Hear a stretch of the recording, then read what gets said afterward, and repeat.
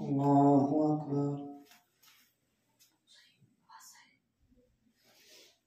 الحمد لله رب العالمين الرحمن الرحيم مالك يوم الدين إياك نعبد وإياك نستعين اهدنا الصراط المستقيم صراط الذين أنعمت عليهم غير المغضوب عليهم ولا الضالين. ولقد آتينا موسى 9 آيات بينات فاسأل بني إسرائيل إذ جاءهم فقال له فرعون إني لأظنك يا موسى مسحورا.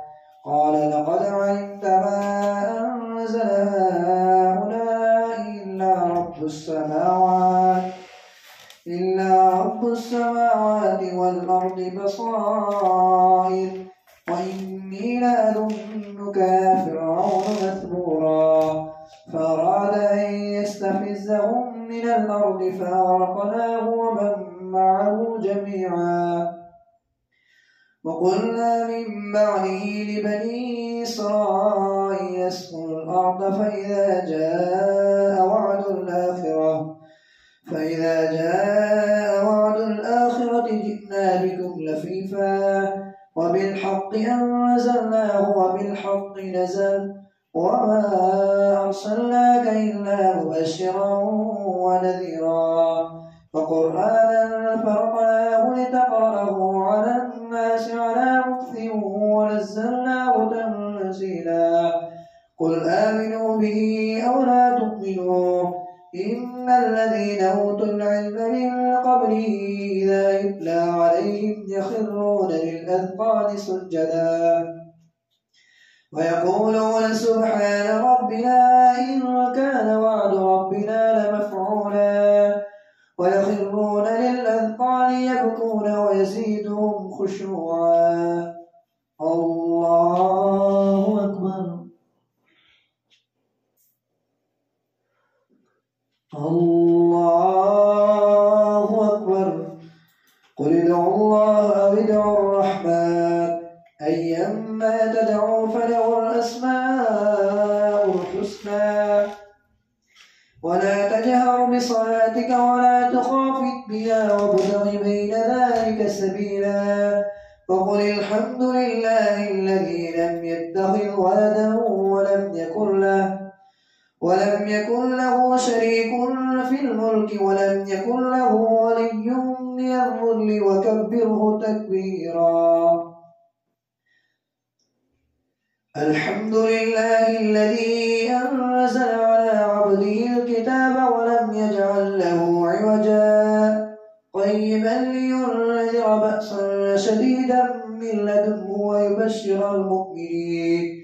ويبشر المؤمنين الذين يعملون الصالحات أن لهم أجرا حسنا ماكثين فيه أبدا وينذر الذين قالوا اتخذ الله ولدا ما لهم به من علم ولا لآبائهم كبرت كلمة تخرج من أفواههم إن يقولون إلا كذبا. فلعلك باخع نفسك على آثارهم إن لم يؤمنوا بهذا الحديث أسفا. إنا جعلنا ما على الأرض زينة لها لنبلوهم أيهم أحسن عملا وإنا لجاعلون ما عليها سعيدا جرزا. أم حسبت أن أصحاب الكهف والرقيم كانوا من آياتنا عجبا إذ أوى الفتية إلى الكهف فقالوا ربنا آتنا من لدنك رحمة وهيئ لنا من أمرنا رشدا. فضربنا على آذانهم في الكهف سنين عددا ثم بعثناهم لنعلم أي الحزبين أحصى لما لبثوا أمدا. نحن نقص عليك نبأهم بالحق إنهم فتية آمنوا بربهم وزدناهم هدى وربطنا على قلوبهم إذ قاموا فقالوا ربنا رب السماوات والأرض لن ندعو من دونه إلها لقد قلنا إذا شططا هؤلاء قوم اتخذوا من دونه آلهة لولا يأتون عليهم بسلطان بين فمن أظلم ممن افترى على الله كذبا وإذ اعتزلتموهم وما يعبدون إلا الله فأووا إلى الكهف ينشر لكم ربكم من رحمته ويهيئ لكم من أمركم مرفقا وترى الشمس إذا طلعت تزاور عن كهفهم ذات اليمين وإذا غربت تقرضهم ذات الشمال وهم في فجوة منه ذلك من آيات الله من يهد الله فهو المهتد ومن يضلل فلن تجد له وليا مرشدا وتحسبهم أيكارا وهم رقود ونقلبهم ذات اليمين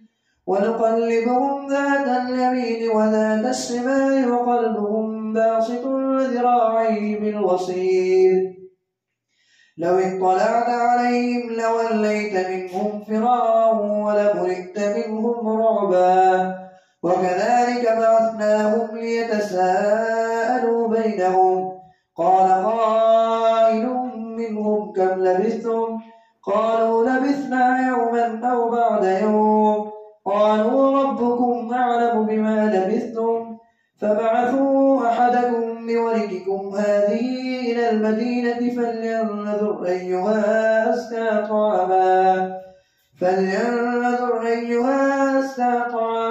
فليأتكم برزق منه وليتلطف ولا يشعرن بكم أحدا إنهم إن يظهروا عليكم يرجموكم أو يعيدوكم في ملتهم ولن تفلحوا إذا أبدا وكذلك أثرنا عليهم ليعلموا أن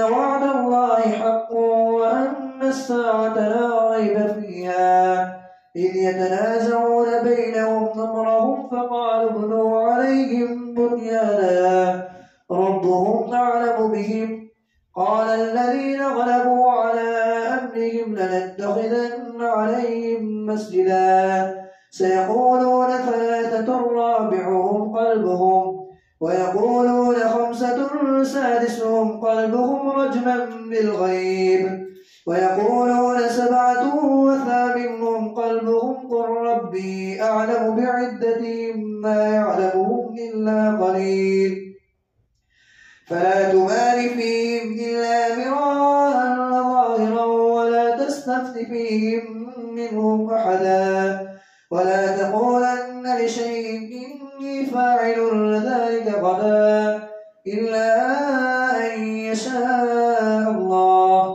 واذكر ربك إذا نسيت وقل عسى أن يهديني ربي لأقرب من هذا رشدا ولبثوا في كهفهم 300 سنين وازدادوا 9 قل الله أعلم بما لبثوا له غيب السماوات والأرض أبصر به وأسمع ما لهم من دونه من ولي ولا يشرك في حكمه أحدا واتل ما أوحي إليك من كتاب ربك لا مبدل لكلماته ولن تجد من دونه ملتحدا واصبر نفسك مع الذين يدعون ربهم بالغداة والعشي يريدون وجهه ولا تعد عيناك عنهم تريد زينة الحياة الدنيا ولا تطع من أغفلنا قلبه عن ذكرنا واتبع هواه وكان أمره فرطا وقل الحق من ربكم فمن شاء فليؤمن ومن شاء فليكفر إنا أعتدنا للظالمين نارا أحاط بهم سرادقها وإن يستغيثوا يغاثوا بماء كالمهل يشوي الوجوه بئس الشراب وساءت مرتفقا إن الذين آمنوا وعملوا الصالحات إنا لا نضيع أجر من أحسن عملا أولئك لهم جنات عدن تجري من تحتهم الأنهار يحلون فيها من أساور من ذهب ويلبثون ثيابا خضرا من سندس واستبرق متكئين فيها على الأرائك نعم الثواب أولئك لهم جنات عدن تجري من تحتهم الأنهار يحلون فيها من أساور من ذهب ويلبثون ثيابا خضرا من سندس واستبرق متكئين فيها على الأرائك نعم الثواب وحسنت مرتفقا الله أكبر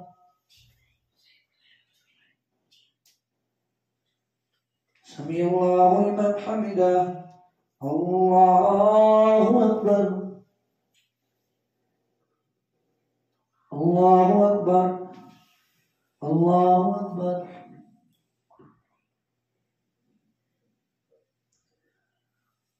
الله أكبر الحمد لله رب العالمين الرحمن الرحيم مالك يوم الدين إياك نعبد وإياك نستعين اهدنا الصراط المستقيم صراط الذين أنعمت عليهم غير المغضوب عليهم ولا الضالين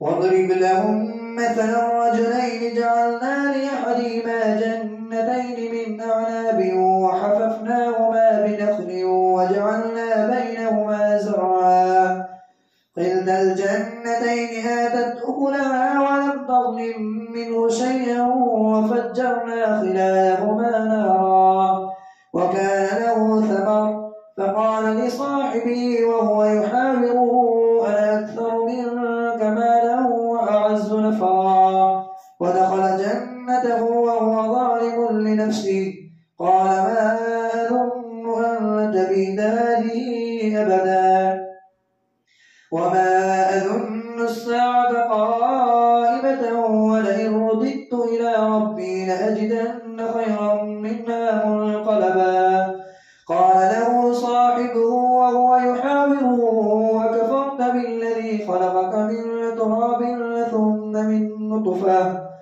ثم من نطفة ثم سواك رجلا لكن هو الله ربي ولا أشرك بربي أحدا ولولا إذ دخلت جنتك قلت ما شاء الله لا قوة إلا بالله إن ترني أنا أقل منك مالا وولدا فعسى ربي أن يؤتيني خيرا من جنتك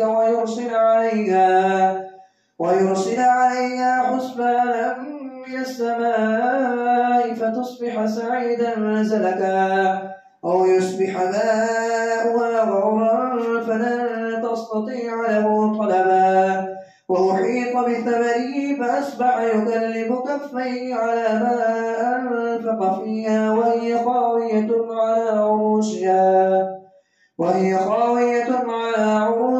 ويقول يا ليتني لم أشرك بربي أحدا ولم تكن له فئة ينصرونه من دون الله وما كان منتصرا هنالك الولاية لله الحق هو خير ثوابا وخير عقبا واضرب لهم مثل الحياة الدنيا كماء أنزلناه من السماء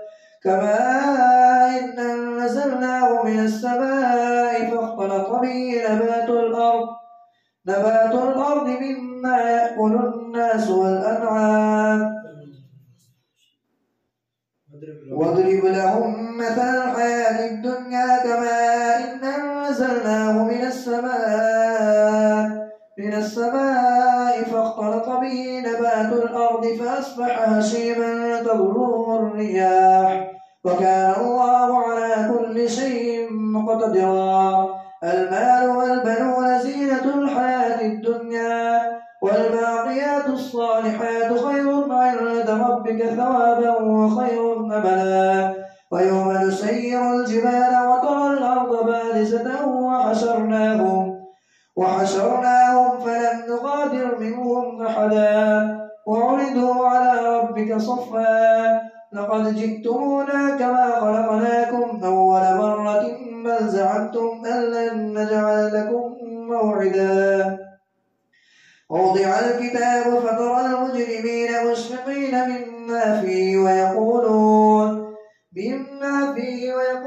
يا ويلتنا ما لهذا الكتاب لا يغادر صغيرة ولا كبيرة إلا أحصاها ووجدوا ما عملوا حاضرا ولا يظلم ربك أحدا. وإذ قلنا للملائكة اسجدوا لآدم فسجدوا إلا إبليس كان من الجن ففسق عن أمر ربه أفتتخذونه وذريته من دوني وهم لكم عدو بئس للظالمين بدلا. ما أشهدتهم خلق السماوات والأرض كان من الجن ففسق عن أمر ربه أفتتخذونه وذريته أولياء من دوني وهم لكم عدو بئس للظالمين بدلا. ما أشهدتهم خلق السماوات والأرض ولا خلق أنفسهم وما كنت متخذ المضلين عددا. ويوم يقول نادوا شركائي الذين زعمتم فدعوهم فلم يستجيبوا لهم وجعلنا بينهم موبقا. ورأى المجرمون النار فظنوا أنهم واقعوها ولم يجدوا عنها مصرفا. ولقد صرفنا في هذا القرآن للناس من كل مثل وكان الإنسان أكثر شيء جدلا. وما منع الناس أن يؤمنوا إذ جاءهم الهدى ويستغفروا ربهم إلا أن تأتيهم سنة الأولين أو يأتيهم العذاب قبلا. وما نرسل المرسلين إلا مبشرين ومنذرين ويجادل الذين كفروا بالباطل ليضحدوا به الحق واتخذوا آياتي وما أنذروا هزوا. ومن أظلم ممن ذكر بآيات ربه فأعرض عنها ونسي ما قدمت يداه إنا جعلنا على قلوبهم أكنة أن يفقهوه وفي آذانهم وقرا وإن تدعوهم إلى الهدى فلن يهتدوا إذا أبدا. وربك الغفور ذو الرحمة لو يؤاخذهم بما كسبوا لعجل لهم العذاب بل لهم موعد لن يجدوا من دونه موئلا. وتلك القرى أهلكناهم لما ظلموا وجعلنا لمهلكهم موعدا.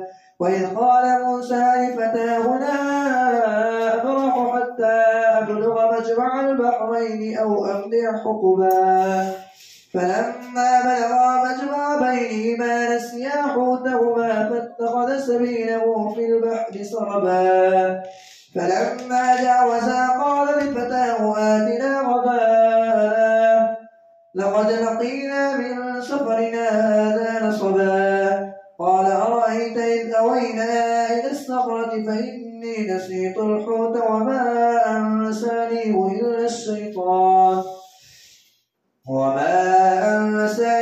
إلا الشيطان أن أذكره واتخذ سبيله في البحر عجبا. قال ذلك ما كنا نبغي فارتدا على آثارهما قصصا عبدا من عبادنا آتيناه رحمة من عندنا وعلمناه من لدنا علما. قال له موسى هل أتبعك على أن تعلمني مما علمت رشدا؟ قال إنك لن تستطيع معي صبرا وكيف تصبر على ما لم تحط به خبرا؟ قال ستجدني إن شاء الله صابرا ولا أعصي لك أمرا. قال فإن اتبعتني فلا تسألني عن شيء حتى أحدث لك منه ذكرا. فانطلقا حتى إذا ركبا في السفينة خرقها قال أخرقتها لتغرق أهلها لقد جئت شيئا إمرا. قال ألم نقل إنك لن تستطيع معي صبرا؟ قال لا تؤاخذني بما نسيت ولا ترهقني من أمري عسرا. فانطلقا حتى إذا لقيا غلاما فقتله قال أقتلت نفسا زكية بغير نفس لقد جئت شيئا نكرا. الله أكبر.